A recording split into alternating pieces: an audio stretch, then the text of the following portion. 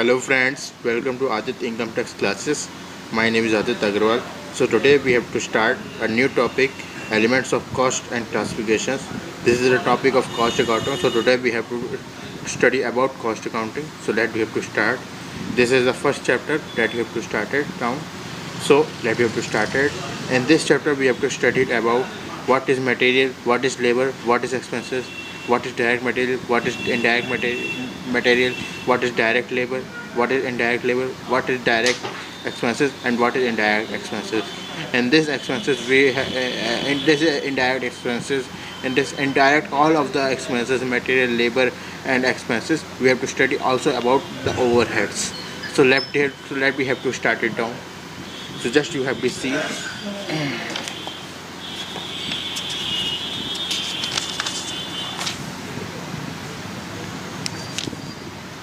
In this video you have to seen that the material may be defined in a term from certain for the product are manufactured. इसका मतलब ये है कि वो material cost वो होती है जो कि कंपनी में यूज़ होती है जिसके द्वारा कोई भी प्रोडक्ट मैन्युफैक्चर किया जा पाता है. फॉर एग्जांपल पेन मैन्युफैक्चर करने के लिए उसकी बॉडीज़, उसके पार्ट्स का होना ज़रूरी है, तभी वो मैन्युफैक्चर हो पाता है. अब इसके हम डायरेक्ट मटेरियल की बात करते हैं. गाइस, डायरेक्ट मटेरियल क्या हो गया? डायरेक्ट मटेरियल वो मटेरियल हो गया जिसे हम सीधे तरीके से यूज़ करते हैं. फॉर एग्ज़ाम्पल हम पेन की बॉडी को यूज़ करते हैं, वो हमारे लिए डायरेक्ट मटेरियल है. हम मोबाइल यूज़ करते हैं, उसे हम सीधे सीधे ले जाते हैं, वो हमारी डायरेक्ट मटेरियल है. ये होता है डायरेक्ट मटेरियल. और अब हम पढ़ेंगे direct labor cost. The term labor cost is defined as the human effort by which material are converted into finished goods, into finished products. In the labor cost, labor वो होती है जो कि एक प्रोडक्ट को पूरी तरह फिनिश बना देती है, एक प्रोडक्ट को पूरा करती है, जो कि फैक्ट्री में काम करती है और उस प्रोडक्ट को पूरी तरह से कंप्लीट करती है. जैसे कि पेन बनाने के लिए उसे पार्ट्स दिए जाते हैं, तो उन पार्ट्स के द्वारा ही पेन बनाती है. इसे कहते हैं लेबर कॉस्ट. अब डायरेक्ट लेबर क्या हो गया? Just have you seen. Direct labour is the labour which is personally engage in the production of goods running और मशीन जॉब्स और process in the production operations. All wages which are conventionally specially related to a specific job, process और product are called direct labour. It is also known as direct wages. Direct labor can be easily assigned to a specifically physical unit. The following may be part of direct labor. Guys, हम direct labour जो आपकी company में जो labour काम करते हैं उसे कहते हैं डायरेक्ट लेबर, जिसके लिए आप उन्हें वेजेस देते हैं. डायरेक्ट लेबर के बिना आपका कोई भी प्रोडक्ट बन नहीं सकता, क्योंकि उन्हीं के सहारे ही आपकी मशीन चल पाती है. वही मशीन को देखते हैं और उससे उन्हीं की क्या चल पाती है. हम आपको उसके पॉइंट्स पढ़ाते हैं, आप लोग देखिए. Labour engage on the actual production of the product, labour engage in carrying on a job process on carrying operation in a factory, labour helping of a production by way of tool setting, repair, transportation of material and supervision. Guys, labour सारे काम करती है. Labour हर काम में होती है. Labour हर हर एक tool को सही जगह पर ट्रांसपोर्ट करती है ताकि कहीं पर कोई भी गड़बड़ ना हो.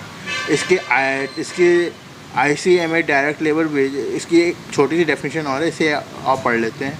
Wages which can be identified with and allocated to cost centre and cost unit. जैसे हम लोग कॉस्ट सेंटर भी कह सकते हैं, कॉस्ट यूनिट भी कह सकते हैं.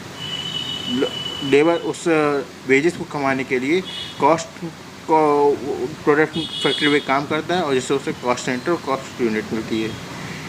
लेबर जो कि फैक्ट्री में काम करती है, आप इसे ऐसे समझिए कि लेबर जो होती है वो पूरी तरह आपकी फैक्ट्री में काम करती है, जिसके बदले में आप उन्हें वेजेस देते हैं.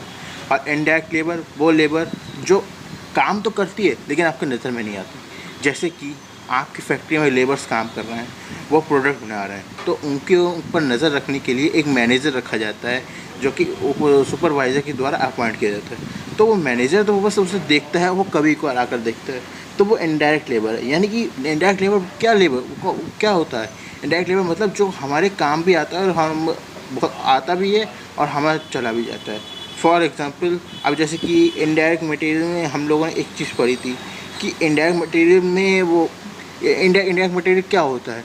जैसे कि पेन है, हम लोग पेन से लिखते हैं, अब हम आपको एक चीज़ दिखाते हैं, just you have seen it. And इस पेन में हम इस पेन के द्वारा हम लिखते हैं, लेकिन इस पेन में जो एंकीज अल्ट्रा जेल पेन का जो नाम लिखा हुआ है, इससे हमें पता चलता है कि ये पेन किस कंपनी का है। जब ये काम भी आता है और फिर आदमी मिट भी जाता है थोड़े समय के बाद। यही होता है इनडायरेक्ट मटेरियल, और ऐसा ही होता है इनडायरेक्ट लेबर। ठीक गाइस, अब हम आगे बढ़ते हैं। अब हम पढ़ते हैं अदर एक्सपेंसेस। डायरेक्ट एक्सपेंसेस और इनडायरेक्ट एक्सपेंसेस में हम पढ़ेंगे। Direct expenses are chargeable expenses are those expenses which are directly identified with a particular job, process, product और and operation. These are especially incurred for a joint or direct and directly allocated to a job for which incurred direct expenses are also known as process expenses, productive expenses, or prime cost expenses.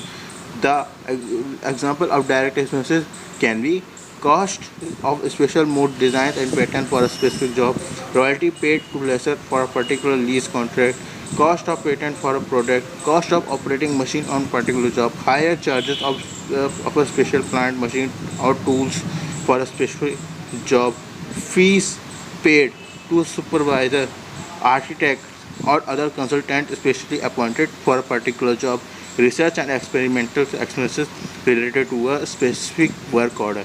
Guys, इसका मतलब सिर्फ एक है, other expenses में कोई भी काम होता है वो मशीन में होता है। अदर एक्सपेंसेस मतलब जैसे कि मशीन ख़राब हो गई, उसे सही करा रहे हैं, जैसे कि फैक्ट्री में कोई आर्किटेक्ट काम कर रहा है, वो उसके अलग से एक्सपेंस लगते हैं। जैसे आपने अभी पढ़ा आर्किटेक्ट, और मशीन टूल्स के लिए भी जो फॉर स्पेसिफिक जॉब जो होती है वो भी एक वही एक्सपेंसेस है। जैसे कि मशीन में कोई ख़राबी हो गई तो उसके लिए कुछ टूल्स वगैरह की ज़रूरत पड़ती है, तो वो टूल्स इसमें ज़रूरत आएंगे, उसकी पड़ेगी ज़रूरत इसमें। चलिए अब हम लोग देखते हैं इनडायरेक्ट एक्सपेंसेस।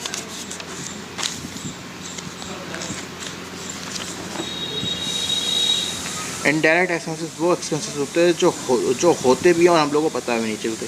फॉर एग्ज़ाम्पल, जैसे कि मशीन में ग्रीस पड़ती है तो वो होती है इनडायरेक्ट एक्सपेंसेस।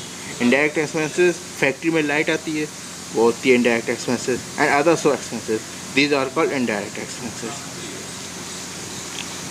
गैस, अब हम लोग पढ़ेंगे ओवरहेड। गैस, अब तक हम लोगों ने जो इनडायरेक्ट मटेरियल, इनडायरेक्ट लेबर और इनडायरेक्ट एक्सपेंसेस पढ़ा था वो तीनों तो एक आम है, लेकिन ओवरहेड इन सब में बहुत इंपॉर्टेंट है।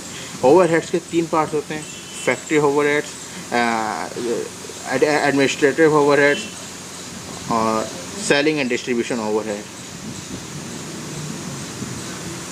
देखिए, factory overhead, office overhead, selling and distribution overhead. Office overhead को एडमिनिस्ट्रेटिव ओवरहेड भी कहते हैं। फैक्ट्री ओवरहेड्स क्या होते हैं?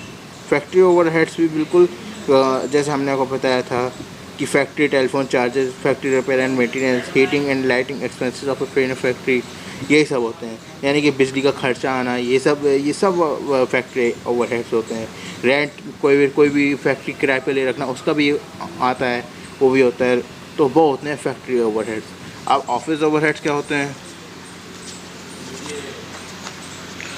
ऑफिस ओवरहेड्स होते हैं office salaries, direct fees, office rent, taxes and lighting, office cleaning charge, office insurance, printing, stationery, postage, ये सब ऑफिस होते हैं। जैसे कि हम कोई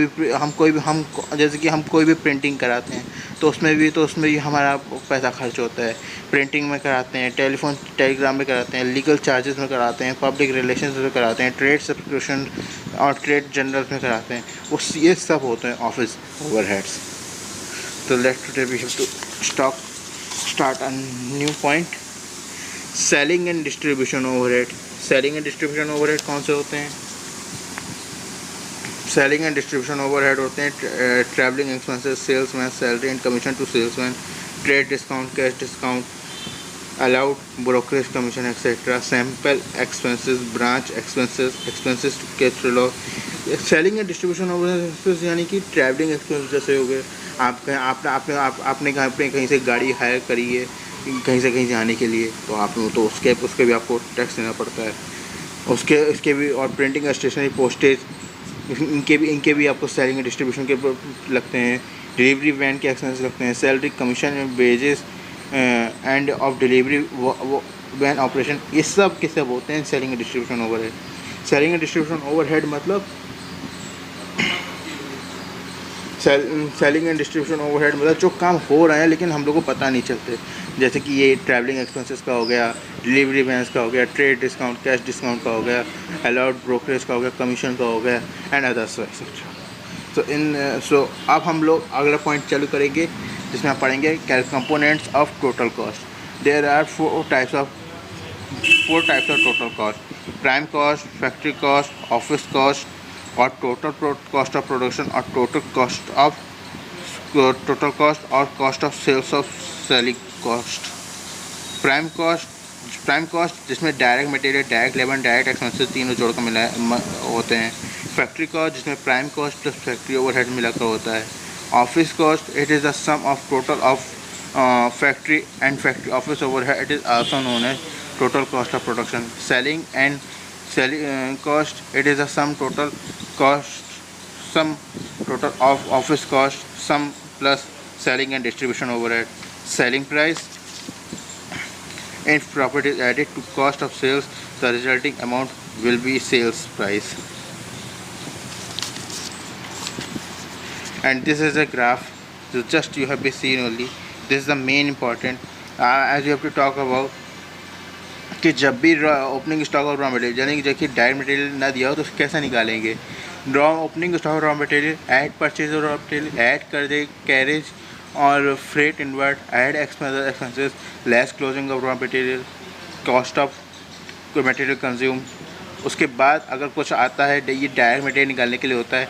उसके बाद अगर डायरेक्ट मटेरियल डायरेक्ट एक्सपेंस मिलते हैं तो डायरेक्ट मटेरियल डायरेक्ट एक्सपेंस मिलता है तो उन्हें जोड़ा जाता है। फिर निकलता है प्राइम कॉस्ट। उसके बाद निकलता है फैक्ट्री ओवरहेड, जो हमने आपको बताया था फैक्ट्री में कौन कौन सी चीज़ें यूज़ होती हैं। फिर होता है इसमें ऑफिस ओवरहेड, फिर होता है selling and distribution overhead. So guys, in this video we have to study about cost accounting. As you have liked this video, so please like, subscribe and share it. Thank you so much.